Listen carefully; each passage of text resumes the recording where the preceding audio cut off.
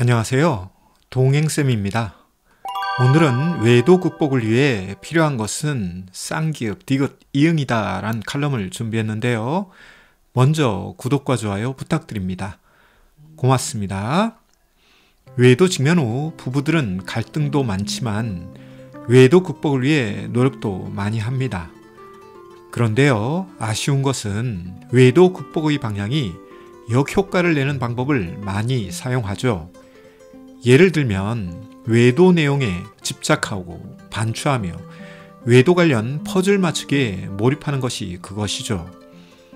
외도는 부부 사이에 벌어지는 사별과 이혼처럼 엄청난 대형 사건인 것은 분명하나 과도하게 외도 내용에만 집착과 몰입할 경우 외도 극복을 위한 본질에서 벗어나게 됩니다. 그래서 오늘 칼럼을 준비하였사오니 끝까지 잘 들어보길 바랍니다. 외도 관련 인과관계를 따져보면 여러 가지 원인이 있습니다. 그런데요, 외도 관련 인과관계를 알았다고 해서 외도로 인한 고통과 아픔이 사라지는 것은 아닙니다. 아울러 외도 관련 인과관계를 알았다고 해서 외도 극복과 함께 외도 재발을 막을 수 있는 것도 아닙니다. 외도 관련 인과관계를 모르는 것보다 아는 것이 좀 더 효과적일 수 있지만 외도 관련 인과관계가 외도 직면 후 고통과 아픔을 그리고 외도 문제를 해결해 주지는 못합니다. 왜냐하면 외도 관련 인과관계는 인과관계일 뿐 이것이 치료제도 예방제도 되지 않기 때문이죠. 그런데 외도 피해자는 외도 내용에 집착과 몰입하고 외도 내용을 모르면 다시 외도와 직면할 것이라는 불길하고 불안한 마음에 평정심을 잃고 말죠. 문제는 외도 내용에 집착과 몰입할 경우 참과 거짓에 대한 진실과 사실을 알 수 있을지는 모르나 이로 인한 트라우마가 양산되는 것은 막을 수 없죠. 그래서 어떤 외도 피해자는 이렇게 고백합니다. 선생님, 저는 배우자의 외도 사실을 밝혀내고자 탐정처럼 온갖 방법을 다 동원해서 외도를 추적했죠. 그런데요, 이런 저의 행동에 대해 지금은 후회합니다.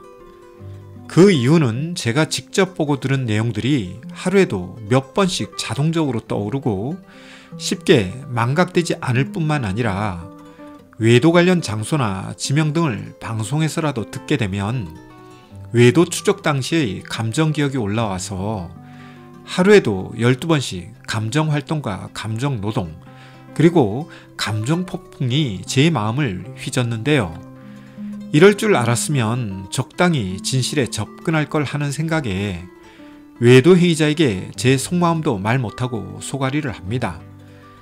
그 당시에는 왜 외도에 대한 추적에 집착했는지 모르겠으나 지금은 제 자신에 대해 자괴감과 후회감이 찾아오네요. 이런 것이 트라우마인가요? 이 트라우마는 극복 가능한가요? 그렇습니다. 외도 내용에 대해 집착과 몰입을 하면 참과 거짓에 대한 카타르시스는 생길지 모르나 세상에는 공짜가 없기에 외도 내용 집착과 몰입에 따른 비용을 지불해야 하는데요. 그것이 트라우마죠. 따라서 외도 피해자 입장에서는 죽을 맛이 아닐 수 없습니다. 외도 내용에 대해 모르면 궁금해서 죽을 것 같고 외도 내용에 대해 알게 되면 트라우마 때문에 죽을 것 같으니 말이죠. 이에 저는 외도와 직면한 부부들에게 다음과 같은 조언을 합니다. 외도 직면 후 정작 중요한 것이 무엇이냐?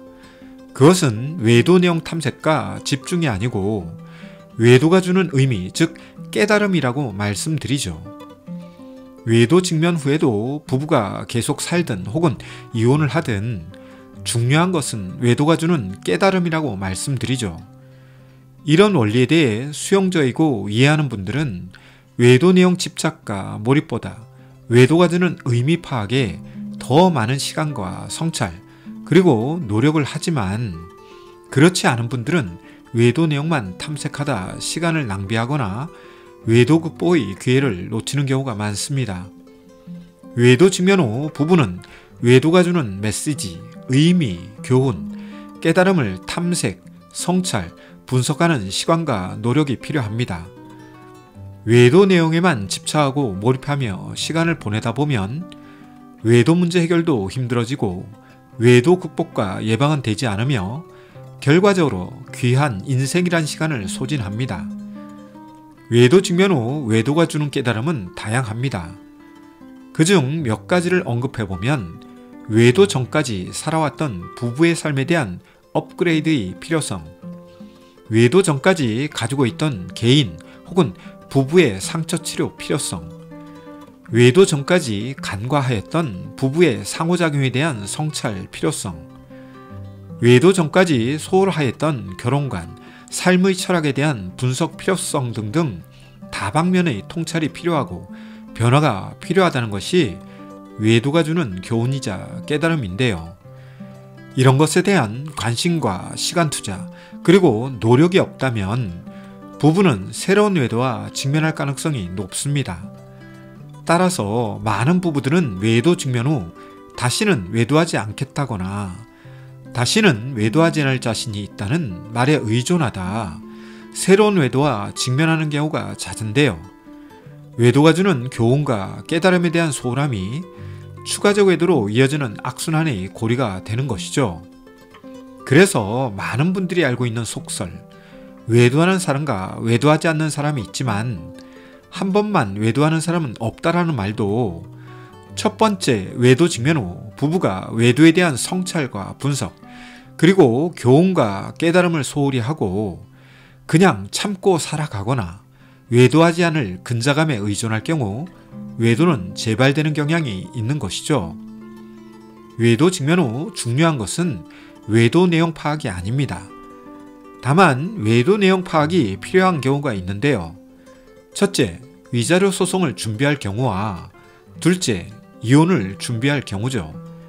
그런데 이런 경우가 아니라면 외도 내용 파악보다 중요한 것은 외도가 주는 의미, 교훈, 깨달음이라는 것을 외도와 직면한 부부는 알아야 하고 외도의 의미와 교훈, 깨달음을 분석, 탐색, 성찰하기 위해 노력을 하고 시간을 투자해야 합니다.